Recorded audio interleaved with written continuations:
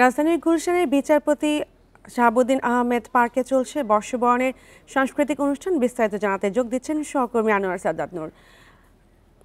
আনোয়ার সাদাত, গুলশান এখন কি আয়োজন চলছে? আয়োজন ঘিরে লোক সমাগম কেমন দেখছেন?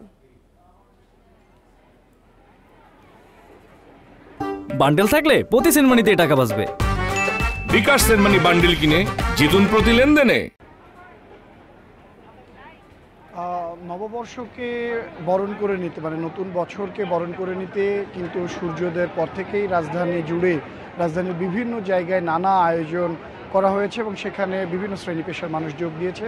তারই একটা অংশ বা তারই একটা অঙ্গ বলা যায় যে এই যে গুলশান 2-এর যে বিচারপতি শাহাবুদ্দিন আহমেদ পার্ক, সেখানে কিন্তু গুলশান সোসাইটির পক্ষ থেকে বর্ষবরণের উদযাপন করা হয়েছে এবং তারা সেটির নাম দিয়েছে অলিগলি হালখাতা বর্ষবরণ 1432।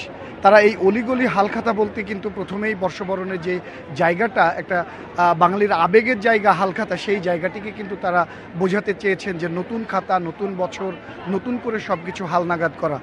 এর পাশাপাশি সেখানেও কিন্তু তারা চাইছেন যে যেন গুলশান যে মানে বসবাসকারী যারা তারা ব্যতীত এর আশপাশের এলাকার মানুষজনও কিন্তু সেখানে অংশগ্রহণ করেছে, এতে অংশ নিয়েছে। এই সোসাইটির যে পার্ক, সেই পার্কের মধ্যেই মূলত এই আয়োজনটি করা হয়েছে। আমরা দেখছি যে সেখানে তরুণ তরুণী, বৃদ্ধ, সাথে শিশুরাও এসেছে নানা ধরনের, তারা বাহারি পাঞ্জাবি পোশাকের সাথে। আমরা কিন্তু এই পার্কে বেশ কয়েকজন বিদেশিকেও দেখেছি যারা তাদের বাচ্চাদেরকে নিয়ে, তাদের নতুন প্রজন্মদেরকে সাথে নিয়ে এসেছেন এবং বাঙালির যে অন্যতম অনুষঙ্গ উৎসব সেটির সাথে পরিচয় করিয়ে দিতে এখানে যেমন বিভিন্ন সেগমেন্ট বা পর্ব রাখা হয়েছে বড়দের জন্য, যুবকদের জন্য, তরুণদের জন্য, পাশাপাশি ছোটদের জন্য কিন্তু শিশুদের জন্য নানা ধরনের খেলার আয়োজন বা বিনোদনের ব্যবস্থা রাখা হয়েছে। আমরা দেখছি যে ভেতরে কিন্তু নাগরদোলার ব্যবস্থা রাখা হয়েছে। সেখানে শিশু, তরুণ তরুণীরা সহ সব বয়সী তারা এই নাগরদোলায় চড়ে যে প্রাচীন বাংলার যে নববর্ষের একটা ছোঁয়া সেটি উপভোগের চেষ্টা করছেন তারা। এর পাশে কিন্তু তাছাড়াও এই যে ছোটদের জন্য মিনি ট্রেনের ব্যবস্থা রাখা হয়েছে। একপাশে চলছে আলোচনা পর্ব, যে সাংস্কৃতিক ভাবনা কেমন বর্তমান সমসাময়িকের এবং পুরাতনদের ভাবনা কেমন ছিল সেটার যে একটা মিশ্রণ বা মেলবন্ধন, পার্থক্য কোথায় সেটা নিয়ে একপাশে চলছে যেমন আলোচনা সেমিনার পর্ব।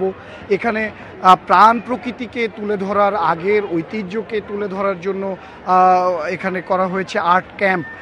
সেখানে চিত্রালাপ নাম দিয়ে কিন্তু সেই আর্ট ক্যাম্প করা হচ্ছে, যার উদ্দেশ্য যে আগের প্রাণ প্রকৃতি, আগের নববর্ষ কেমন ছিল ছবির মাধ্যমে সেটাকে ফুটিয়ে তোলা, তুলে আনা এবং নতুন প্রজন্মের কাছে সেটিকে প্রদর্শন করা, যে এক সময়ের গ্রামীণ মেলাগুলো কেমন হতো, লোকজ শিল্পগুলো কেমন ছিল, কিংবা এক সময়ের যে গ্রামীণ নববর্ষ উদযাপন তখন কিভাবে হতো সেটা কিন্তু এখানে শিল্পীদের রং তুলির আঁচড়ে ফুটিয়ে তোলা হচ্ছে এবং যারা নতুন তরুণ আসছে তাদের মাধ্যমে তাদের কাছে সেটা তুলে ধরা হচ্ছে, দেখানো হচ্ছে।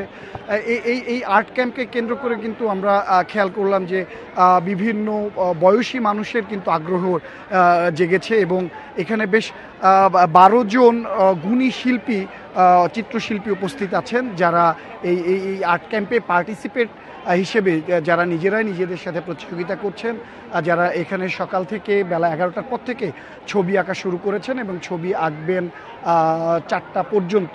এখানে তারা নির্দিষ্ট মানে একটা বিষয়বস্তুর উপরেই এই ছবিগুলো আঁকছেন। সেখানে যে ছেলে বুড়ো সকল মানুষের একটা জমজমাট ভিড় লেগে আছে সেটা দেখা যাচ্ছে।